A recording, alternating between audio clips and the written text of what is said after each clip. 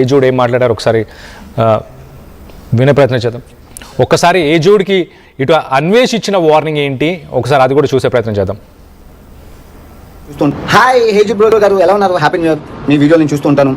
మీరు నాకు ఎలా తెలుసు అంటే, ఫస్ట్ ఆఫ్ ఆల్ మీ తమ్ముడు ఫనీ హనుమంతు రేప్ కేసు ఏదైతే ఉందో, ఒక ఐఏఎస్ పిల్లలుగా పుట్టి నువ్వు నీ తమ్ముడు చేసిన కృత్యాల్లో నువ్వెవడో నాకు తెలిసింది అంతవరకు. తమ్ముడు తెలిసిందే కదా, చిల్లర కంటెంట్ ఇది విను, కొండం ప్యాకెట్లకి గివే వేలు చెత్త కంటెంట్ చేసేవారు ఒక ఐఏఎస్ ఆఫీసర్ కొడుకులుగా పుట్టి మీరు. అయితే నువ్వు ఎప్పుడు బత్తాయి రంగు పూసుకున్నావు, బత్తాయిగా మారాలని అంటే జనంకి తెలుసు. టీనేజర్స్ అడిగితే చెప్తారు తమ్ముడు ఇప్పుడు బత్తాయిలా మారారా అని. ఇప్పుడు నువ్వంటే బత్తాయిగా, నేను బత్తాయిని కాదుగా. ఇప్పుడు ఇంట్లో కూర్చొని ఒక మైక్ పెట్టుకుని చెప్పాలి, ఏది పట్ నేను అలా కాదు, నేను దేశం తిరిగి అక్కడ చూసి చెప్పాలి. సో నువ్వు గూగుల్ ఇన్ఫర్మేషన్ చెప్పాలి, నేను తిరిగి చెప్పాలి. నాకు ఖర్చు అవుతుంది, నీకు ఖర్చు లేదు. అండ్ నీకు స్క్రిప్ట్ రైటింగ్ కి వాడు ఎవరో ఇస్తాడు, వాడు చెప్పిందే చెప్పాలి. నీకు ఒక టీము గేము అబ్బో చాలా ఉంది. నాకు అలా సింగిల్ టేక్, రోజుకి 15 వీడియోలు సింగిల్ టేక్ చెప్పేస్తాను. 24 గంటలు నాన్ స్టాప్ గా 128 దేశాలు తిరిగింది.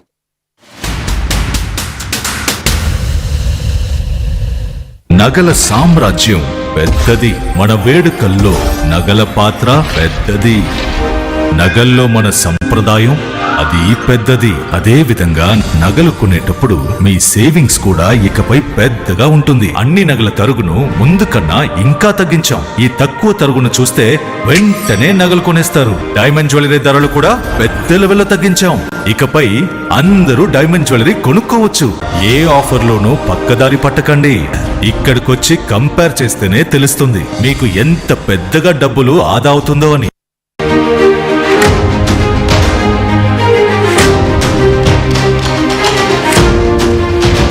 బ్రేకింగ్ న్యూస్ చూస్తున్నాం. నాన్ వెజ్కి మరొక బిగ్ షాక్. ఆస్ట్రేలియాలోకి నో ఎంట్రీ, ఇంకా ఆస్ట్రేలియాకి రానివ్వము అంటూ ఆస్ట్రేలియాలో తన మీద కేసు పెట్టబోతున్నారు కొంతమంది ఇండియన్స్. ఇటు అన్వేష్ తీరు పైన ప్రవాస భారతీయులు ఆగ్రహాన్ని వ్యక్తపరుస్తున్నారు. అన్వేష్ని రానివద్దని ఇటు ఆస్ట్రేలియా ఇమిగ్రేషన్ అధికారులకు ఫిర్యాదు చేయబోయారు. ఇటు నా అన్వేష్ వీసా రద్దు చేయాలి, ఆయనకు ఆల్రెడీ స్టాండింగ్ వీసా ఏదైతే ఉందో ఆ వీసాని కూడా క్యాన్సిల్ చేయాలి అంటూ డిమాండ్ చేస్తున్నారు. ఇటు భారతీయ సంస్కృతిని కించపరుస్తూ సహించేదే లేదు అంటూ వార్నింగ్ కూడా ఇస్తున్నారు. మెల్బోర్న్లో నా అన్వేష్ ఇష్యూపై తెలుగువారి భేటీ జరుగుతుంది. ఆ నా అన్వేష్ వీసా రద్దు చేయాలని స్థానిక ఎంపీకి కూడా వాళ్ళు విన్నపాన్ని ఇచ్చుకున్నట్టు కూడా తెలుస్తుంది. ఇటు అన్వేష్ వీసా రద్దుకు ముమ్మర ప్రయత్నాలు చేస్తున్నారు. మొత్తం మీద ఇటు నా అన్వేష్ నిన్న పెట్టిన వీడియోస్ కానీ మొన్న కానీ ఈ మధ్యకాలంలో ఆయన పెట్టిన వీడియోస్ ఒక్కసారి చూస్తే ఇటు దేవుడిని గురించి కొన్ని మాటలు మాట్లాడాడు, దాని తర్వాత క్షమించాలి అంటూ కూడా కొన్ని వీడియోలు పెట్టాడు. ఇప్పుడేమో ఏజూడ్తోని కయ్యానికి కాలు దువ్వుతున్నాడు. సాయంత్రం 5 గంటలకి ఆయన బ్రదర్ గురించి కొన్ని సెన్సేషనల్ విషయాలు బయటపడతానంటున్నాడు. ఇటు ఆంజనేయ స్వామి స్వయంగా వచ్చి నాకు సుబ్రహ్మణ్య స్వామి విగ్రహాన్ని ఇచ్చాడు అని చెప్పాడు.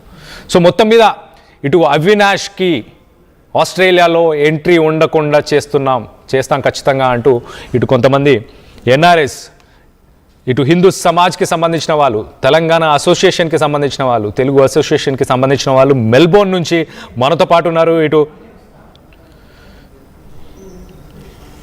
యూట్యూబ్ ఛానల్ గురించి అందరూ రిపోర్ట్ చేస్తున్నారు సక్సెస్ఫుల్గా. ఆ ఛానల్ని ఎలాగైనా దించేయాలంటూ దానికి సంబంధించిన కమ్యూనిటీ గైడ్లైన్స్కి సంబంధించిన ఆ మెసేజ్ కూడా ఒకసారి చదివి వినిపించే ప్రయత్నం చేస్తా.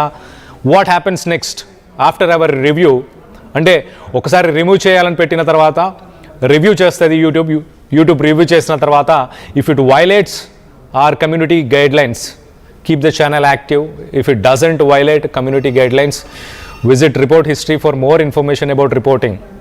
Staying safe on YouTube. We want you to feel safe when you are on YouTube to avoid seeing certain content. We want you to feel safe.